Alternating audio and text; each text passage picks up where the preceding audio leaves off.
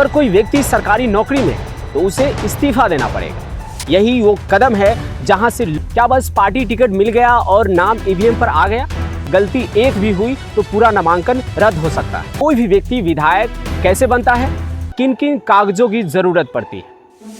SC/ST उम्मीदवार के लिए 5,000 रुपये। कोई भी उम्मीदवार कैसे आधिकारिक रूप से चुनाव में उतरता है। Form 26 affidavit.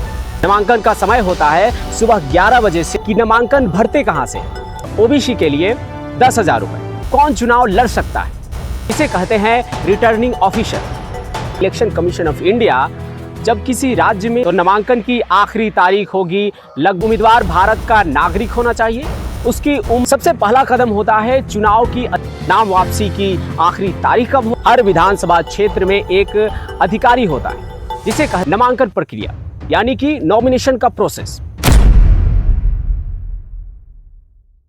दोस्तों, क्या आपने कभी सोचा है कि कोई भी व्यक्ति विधायक कैसे बनता है। क्या बस पार्टी टिकट मिल गया और नाम ईवीएम पर आ गया। नहीं, इसके पीछे होती है एक पूरी कानूनी प्रक्रिया और पारदर्शी प्रक्रिया जिसे कहते हैं नामांकन प्रक्रिया, यानी कि नॉमिनेशन का प्रोसेस।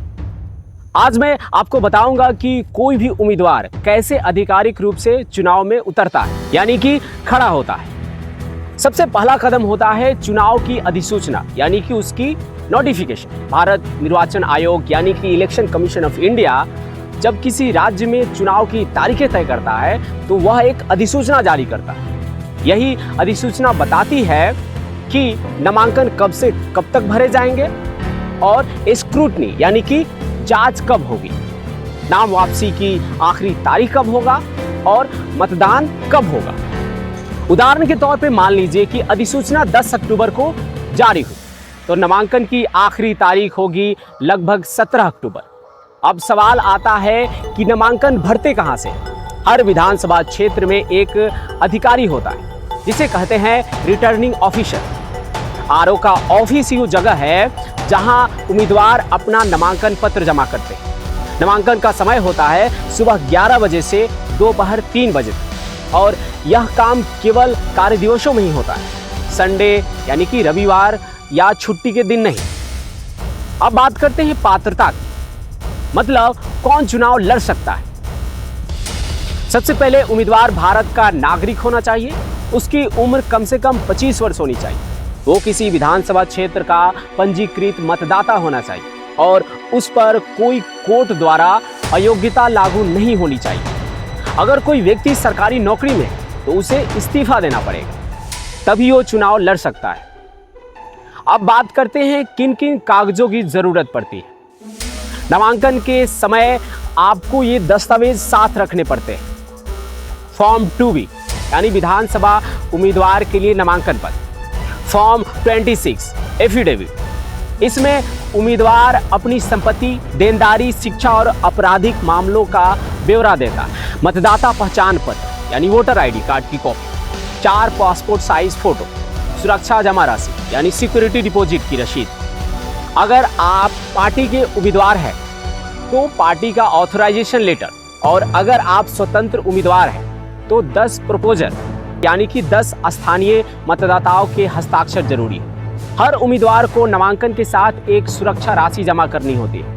इसकी रकम होती है सामान्य उम्मीदवार और OBC के लिए 10,000 रुपये और SC/ST उम्मीदवार के लिए 5,000 रुपये। अगर किसी उम्मीदवार को कुल वोटों का 1/6 यानी कि 1/6 भाग से कम वोट मिलता है तो ये राशि जब्त कर ली जाती है, यानी जो जनता का भरोसा नहीं जीत पाया उसकी जमानत भी चली जाती। अब जब सारे फॉर्म दस्तावेज तैयार हो जाए तो उम्मीदवार को RO के दफ्तर में जाकर अपने प्रपोजल के साथ नामांकन जमा करना होता है। RO सभी कागजों की जांच करते हैं और आपको एक एक्नॉलेजमेंट रिसीट देते हैं। यही प्रमाण है कि आपका नामांकन स्वीकार कर लिया गया। नामांकन जमा करने के अगले दिन या तय तारीख पर रिटर्निंग ऑफिसर सभी नामांकन पत्रों की स्क्रूटनी करता है, यानी कि उसकी जांच करता है। इसी दौरान देखा जाता है कि फॉर्म पूरा है या नहीं, दस्तावेज सही है या नहीं, सुरक्षा राशि जमा हुई है या नहीं और उम्मीदवार पात्र है या नहीं। अगर कोई कमी या गलती पाई गई तो नामांकन रिजेक्ट कर दिया जाता है। इसीलिए जरूरी है कि उम्मीदवार स्क्रूटनी वाले दिन खुद मौजूद रहे, ताकि अगर कुछ सुधार की जरूरत हो तो वहीं पर हो सके। तो स्क्रूटनी के बाद जो उम्मीदवार किसी कारण से चुनाव नहीं लड़ना चाहते, वे अपने नाम लिखित आवेदन देकर वापस ले सकते।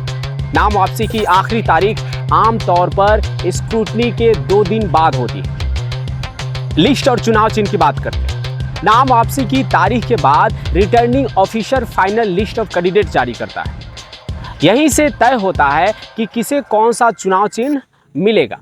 पार्टी उम्मीदवार को पार्टी का चिन्ह और स्वतंत्र उम्मीदवार को निर्वाचन आयोग की लिस्ट में से कोई भी फ्री सिंबल दे दिया जाता है। यही सिंबल बाद में ईवीएम मशीन पर दिखाई देता है। अब जरा ध्यान दीजिए कि नामांकन रद्द होने की कई कारण भी हो सकते हैं। फॉर्म गलत या अधूरा भर देना, दस्तावेजों की कमी हो जाना, या प्रस्तावकों के हस्ताक्षर में गलती हो जाना, या सुरक्षा राशि जमा नहीं की गई, या फिर एफिडेविट में झूठी जानकारी दी गई। ऐसे में रिटर्निंग ऑफिसर नामांकन को तुरंत असामान्य कर देता है। नामांकन के बाद की जिम्मेदारी।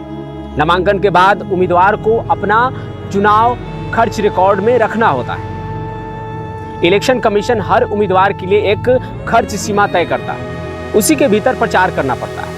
साथ ही मॉडल कोड ऑफ कंडक्ट का भी पालन भी जरूरी है, यानी कि आचार संहिता। मतदाताओं को रिश्वत लेना, धार्मिक या जातिगत अपील करना, ये सख्त वर्जित होता है। मान लीजिए राकेश कुमार पटना से चुनाव लड़ना चाहते हैं। 10 अक्टूबर को अधिसूचना जारी हुई और 11 अक्टूबर को उन्होंने फॉर्म 2B और फॉर्म 26 भरे। 10,000 रुपए जमा किए और रसीद दी। 10 प्रस्तावकों के हस्ताक्षर करवाए और 14 अक्टूबर को उन्होंने सारे दस्तावेज आरओ के दफ्तर में जमा करे और 15 अक्टूबर को स्क्रूटनी यानी कि सभी दस्तावेजों की जांच हुई और सभी सही निकला। 17 अक्टूबर नाम वापसी की आखिरी तारीख थी और उन्होंने नाम वापस नहीं दिया। 18 अक्टूबर को फाइनल लिस्ट आई और उनका नाम और चुनाव चिन्ह दोनों तय हो गए। अब वो आधिकारिक उम्मीदवार हैं और प्रचार शुरू कर सकते हैं। तो दोस्तों, यही है विधानसभा चुनाव में नामांकन प्रक्रिया, एकदम पारदर्शी और कानूनी और चरणबद्ध तरीका।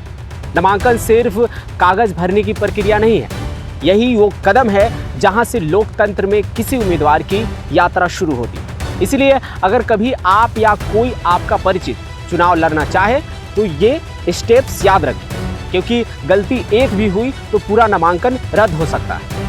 याद रखिए, सही नामांकन सही शुरुआत का पहला कदम है। तो यह जानकारी कैसा लगा, प्लीज़ आप कमेंट करके बताइएगा।